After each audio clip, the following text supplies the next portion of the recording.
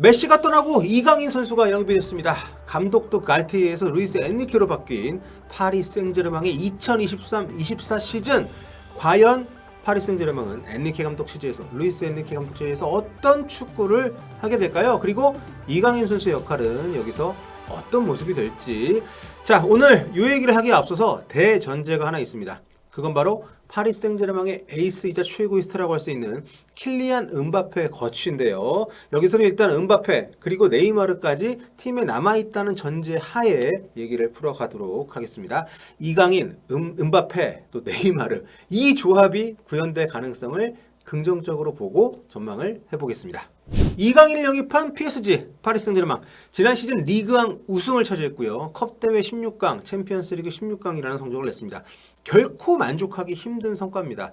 돈을 정말 지난 수년 동안 엄청 썼는데, 그런데 리그를 제패하긴 했어도 프랑스를 대표하는 유럽 정상권 팀이라는 평가에 걸맞지 않는 굉장히 좀 아쉬운 그런 내용과 또 성과물이었습니다.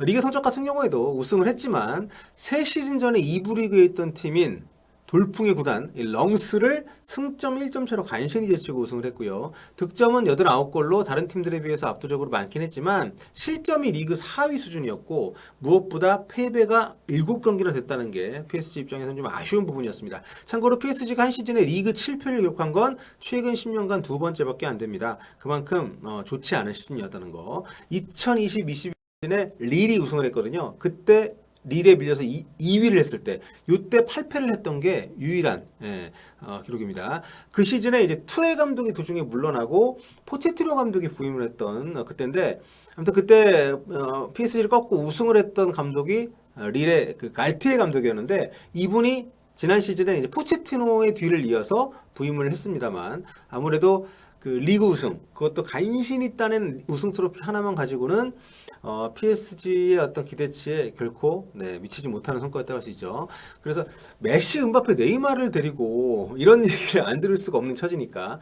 그래서 지난 시즌 막판 사실상 경질이 확정된 가운데 갈티에 감독 후임이 누가 될지 여러 감독들의 이름이 정말 뭐 둥둥둥 떠다니면서 거론이 됐습니다. 가장 그 중에서도 유력하게 거론이 됐던 것은 바이에른 뮌헨에서 물러났던 나겔스만 감독인데, 결국 지휘봉을 잡게 된 것은 지난 카타르 월드컵 이후로 무직 상태에 있던 루이스 엔리케 감독입니다.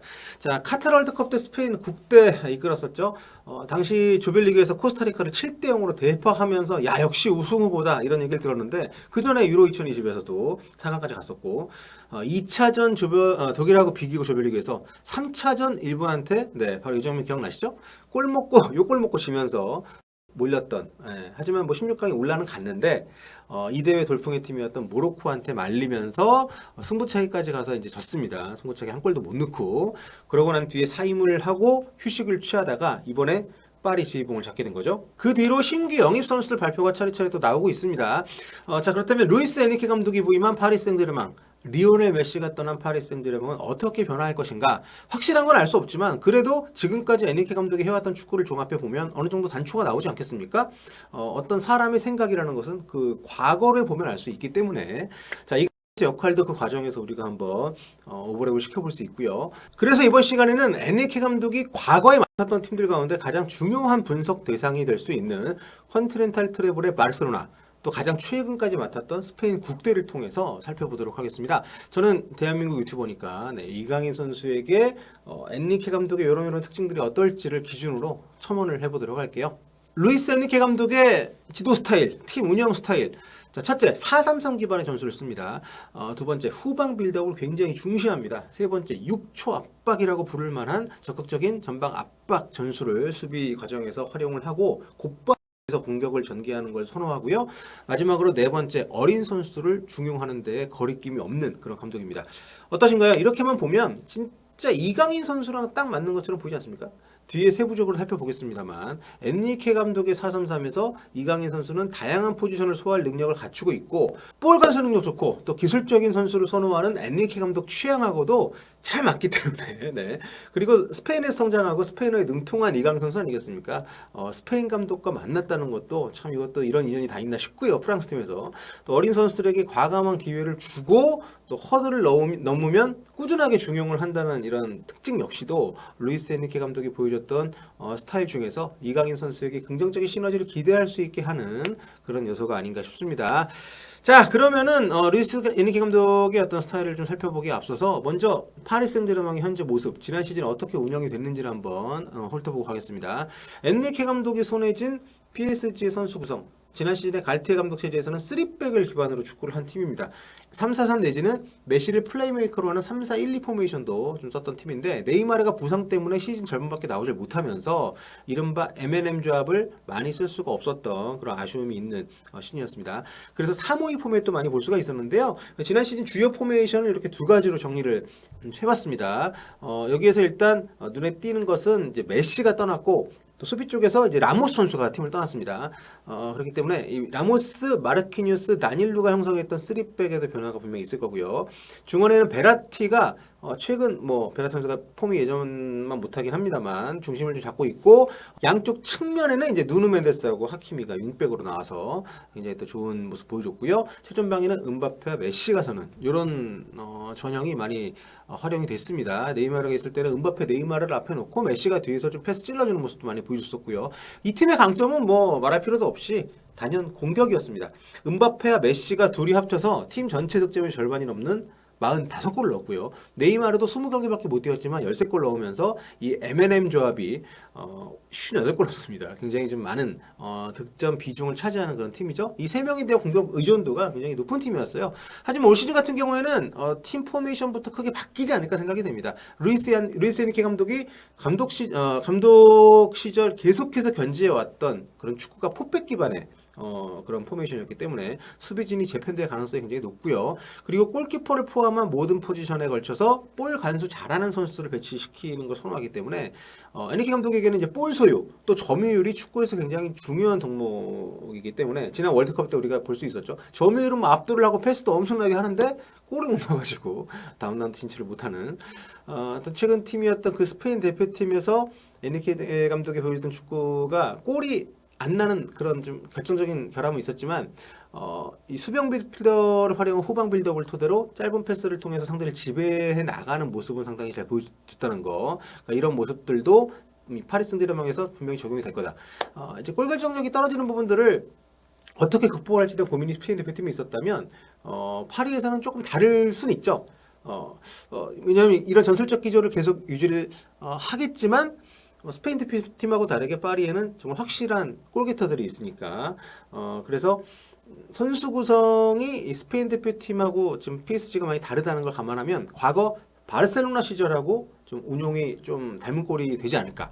그러니까 물론 바르셀로나 감독직을 놓은 게 2017년이니까 시대가 많이 흘렀고요. 그때하고 다르게 지금은 리오넬 메시라는 어떤 독보적인, 게다가 그 당시 전성기였던 스타의 부재가 좀 결정적으로 그 당시 바르셀로나와 지금 PSG 사이이긴 합니다만, 저희 이번 영상의 대전제인 은바페, 네이마르의 잔류를 기준으로 보자면 당시 MSN에 비견될 만큼 공격이 압도적인 것은 비슷하기 때문에 스페인 국대보다는 더 참고할 수 있는 여지가 있지 않나, 이런 생각이 드는 거죠.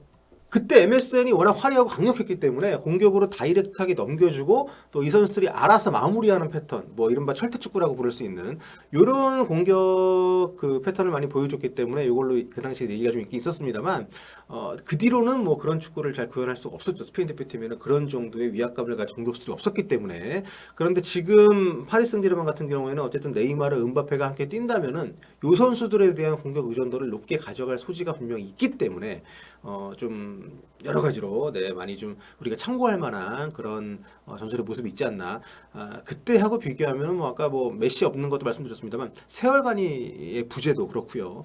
차이점이 한두 개가 아니긴 하고 또 그 사이에 많은 경험을 했기 때문에 바르사 시절하고 스페인 시절을 조합하면 좀 지금 우리가 이번 시즌에 보게 될 PSG 모습이 좀 보이지 않을까. 그래서 이번 시즌 PSG는 저도 그렇고 다들 이제 포백의 3-2 배상을 많이들 하고 있습니다. 일단 현재 가능해 보이는 포메이션을 이렇게 세 종류로 나눠봤는데요. 저 마지막에 저 영상으로 제가 그 앞에 보여드렸던 그 포메이션은 풋 메르카토에서 예측을 한 건데, 기존에 지난 시즌에 썼던 3-4-1-2 포메이션을 기반으로 이렇게 써놨더라고요. 근데 저는 이제 그 1-2번 4-3-3 그리고 4-2-3-1 이런 패턴으로 이강인 선수가 포함된 형태의 예상 라인업을 한번 이렇게 꾸려봤는데 루이스 에니키 감독이 구사했던 전술을 감안하면 실제로는 1안하고 2안 쪽으로 가지 않을까. 예. 그러니까 포백 기반의 메잘라를 활용하는 미드필더 구성에 최전방에는 3톱을 변주하는 형태로 이렇게 가지 않을까. 에니키 감독이 에이스 로마 시절부터 바르셀로나를 거쳐서 스페인 대표팀에 이르기까지 윙어를 좀 잘 활용을 하는 형태의 4-3-3 기반 전술을 많이 선호를 했기 때문에 이번에도 저런 형태로 좀 가지 않을까. 보면 이제 2014-15 시즌에 그 챔피언스리그 우승을 했었잖아요. 컨티넨탈 트래블을 했던 그 시즌에 그때 이제 유벤투스를 꺾고 우승을 차지했던 챔피언스리그 결승전 요 포맷을 보면 이때가 4-3-3이었고 이때 보시면 네이마르, 수아레즈, 메시가 전방에 있고 이니에스타, 부스케츠, 라키티치 그리고 또 포백 이렇게 했었고 스페인 대표팀 마지막 경기 이게 이제 가장 최근 일자리의 마지막 경기였으니까 탈락 경기니까요. 이때 모로코전 16강전 보면 이때도 그 4-3-3 포맷을 똑같이 쓰기는 썼는데 구성이 좀 확실히 다르죠. 일단 최전방에 확실한 제로톱 형태의 움직임을 가져갔다는 거. 물론 이게 뭐랄까 기본적인 컨셉은 같습니다만 그래서 이번 PSG 부임을 해서도 요 기본 컨셉에서 크게 엇나가지 않는 형태로 여기서 약간의 변주를 하면서 팀을 꾸려가지 않을까 생각이 됩니다. 그리고 그 구성 이러한 컨셉을 구동시키는 그 작동 원리는 일단 후방 빌드업입니다. 이걸 상당히 중시하는 감독이고요. 그래서 발밑이 좋은 골키퍼의 모든 선수들, 그러니까 센터백들까지도 볼 간수를 잘하는 선수들, 패스 좋은 선수들을 선호하는데요. 그래서 그 맨체스터 시티의 수비형 미드필더, 지난 시즌 맨시티의 챔피언스리그 우승을 이끌었던 로드리 선수를 지난 월드컵 때 대표팀에서 그 센터백으로 내려가지고 쓰기도 했었죠. 아무튼 이 전술에서는 기존에 부스케츠가 맡았던 수비형 미드필더 자리, 그러니까 센터백 2명하고 삼각형을 이뤄서 빌드업을 하는 선수가 굉장히 좀 중요한데 이 자리를 누굴 쓰게 될지가 좀 궁금하긴 해요. 지금 PSG에서 슈크리니아르가 왔으니까 마르키뉴스를 좀 올릴래나? 예. 아무튼 뭐 이강인 선수 같은 경우에는 지난 시즌 그 마요르카에서 포텐 터졌을 때 보여줬던 공격력을 감안하면 엔리케 감독이 저는 공격수로 활용할 가능성이 아무래도 높지 않을까 싶은데 그래서 3미들의 메잘라 같은 역할보다는 윙어나 아니면은 뭐 쉐도 그러니까 플레이메이커 같은 자리 요 위치를 주면 참 좋을 것 같다는 생각이 드는데 일단 팀의 선수 구성이나 또 프리시즌 때 기용하는 패턴을 좀 봐야 좀 판단이 설 것 같습니다. 뭐 지금 포백으로 예상을 하고 있지만 정말 아까 보여드렸던 그림처럼 3백으로 뭐 출발할 수도 있는 거니까 굉장히 저는 경우의 수가 낮다고 봅니다만 그리고 공격 쪽에서는 이제 위 두 포메이션으로 봤을 때 이니스타 또 페드리나 가비 요 자리보다는 그 앞에 있는 세 자리 중에 하나가 될 거라고 보는 거죠. 저는 투톱을 쓰게 된다면 그 아래 이제 풀메 자리가 딱이긴 한데 지금 만일 그 3미들 체제를 봤을 때 파리 생제르맹 구성상 지금 베라티나 비티냐 같은 선수들이 폼이 좋을 때 아니면 다른 선수들이 볼 간수가 그렇게 잘 된다고 보기는 쉽지 않기 때문에 추가 영입이나 어떤 변화가 없다면은 정말 뭐 이강인 선수를 내려 쓸 가능성도 배제할 수는 없다고 좀 보는 거죠. 자 이번에 그 라모스가 나가고 슈크리니아르가 영입되긴 했습니다만 이 선수가 발밑이 강점은 아닌 선수이기 때문에 일단 그 루카 헤르난데스가 왼쪽 센터백, 마르키뉴스가 오른쪽 센터백을 본다고 하면 에니케 감독이 그 양쪽 풀백들을 조금 다르게 쓰거든요. 이를테면 공격할 때 한쪽이 좀 그 라인 타고 올라간다고 하면 한쪽은 미드필드 쪽으로 들어와서 메잘라가 좀 더 공격적으로 올라가서 좀 가담할 수 있게끔 이런 패턴의 운용을 하는데 이를테면은 여기 오른쪽에 하키미가 공격적으로 전진한다고 하면 반대쪽에 멘데스는 하프스페이스 공간으로 좀 올라와서 3미드를 형성을 해주고 여기서 이제 루이스가 전진해서 공격을 지원하는 식으로 이렇게 2-3-2-3 내지는 2-3-5 형태로 빌드업을 좀 선호를 하는데요. 여기 중원에서 전방으로 볼 운반하는 역할에 이강인 선수의 어떤 능력을 좀 써보고 싶어 할 수도 있다. 이렇게 생각할 수 있는 거죠.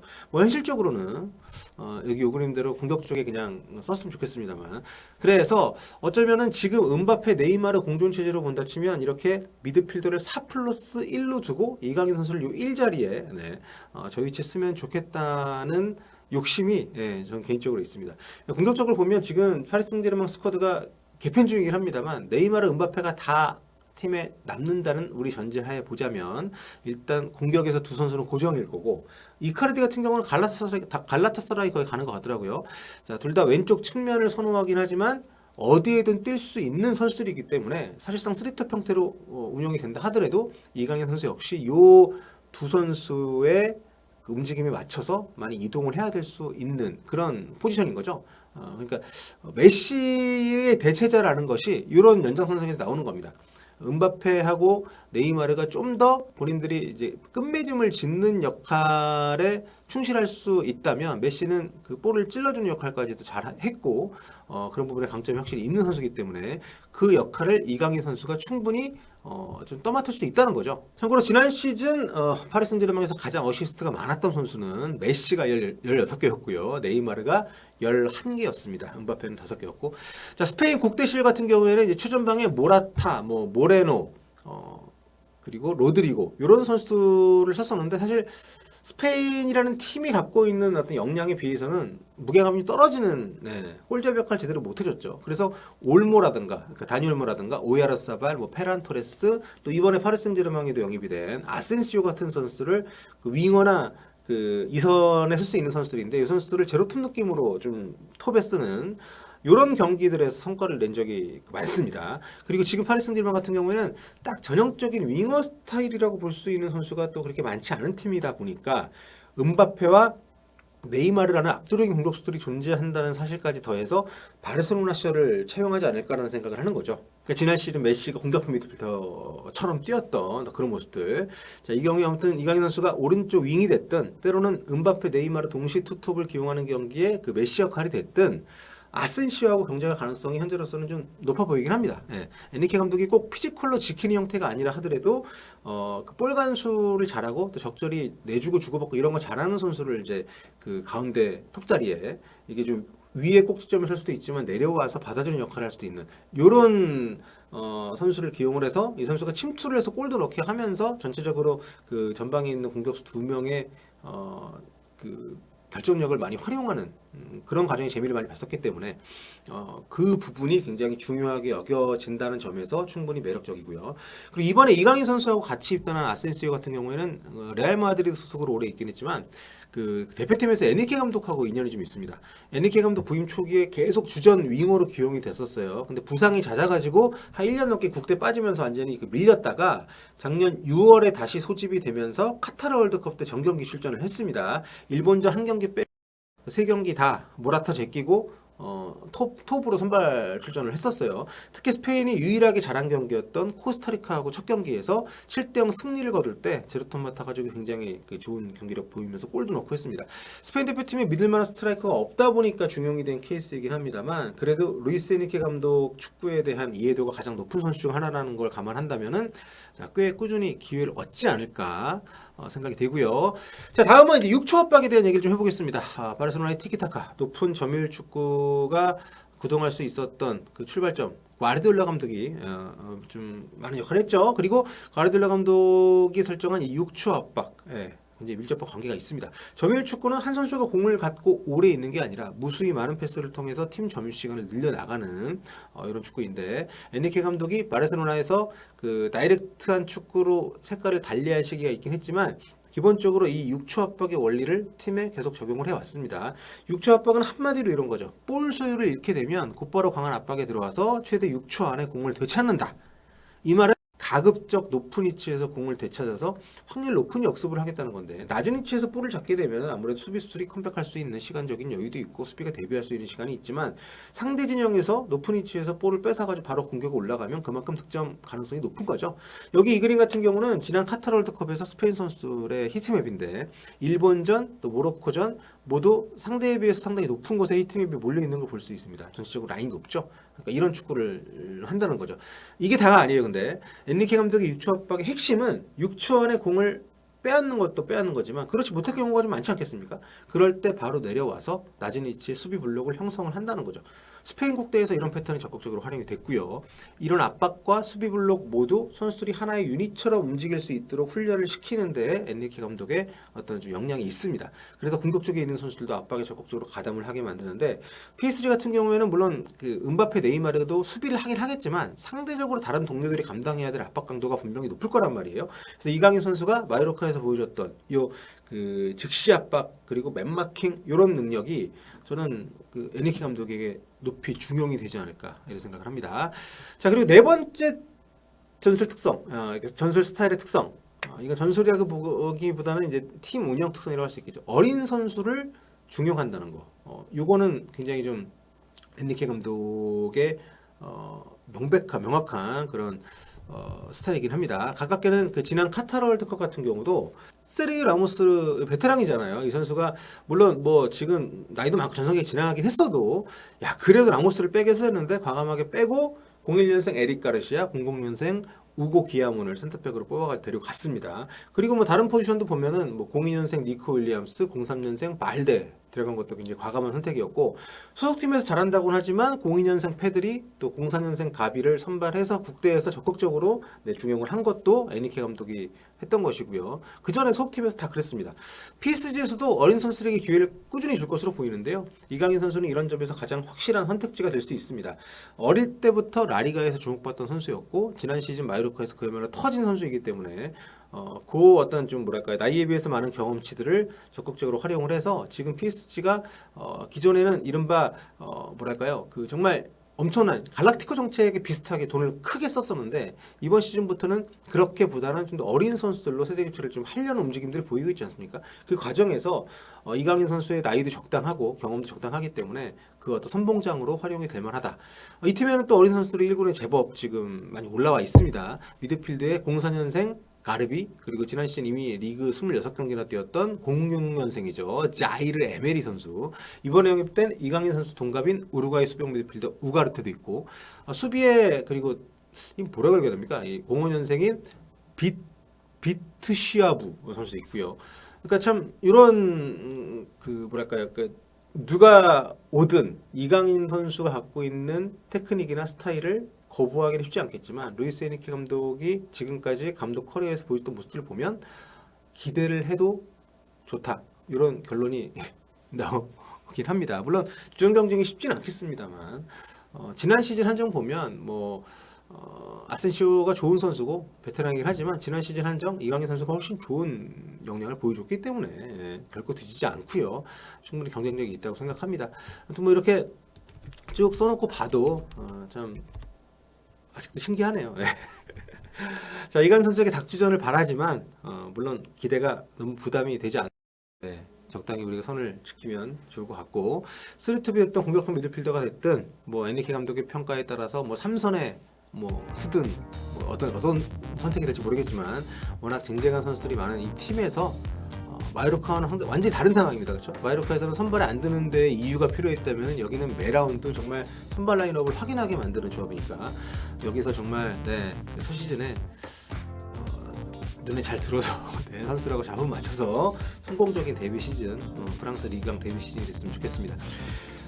참 기대가 되네요. 올 시즌 루이스 엔리케 감독 체제에서 파리 생제르맹이 어떤 축구를 할 것인지 살펴봤고요. 이강인 선수 정말 기대가 되는